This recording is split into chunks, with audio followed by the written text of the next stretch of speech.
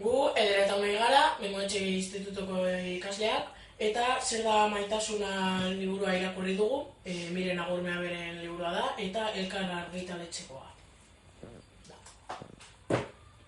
Iritziz, liburua oso erraza izan da irakurtzeko, baina hitz batzuen ondorioz, zailtasun asko izan ditugu hau irakurtzeko eta ulertzeko.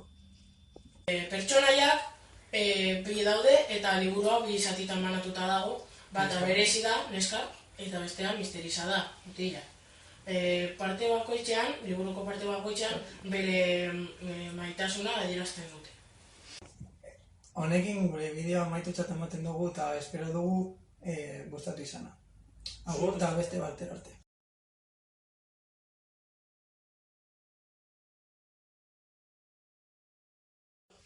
Vale. No pares. Eder eta Unai gara, eta zer da maitasuna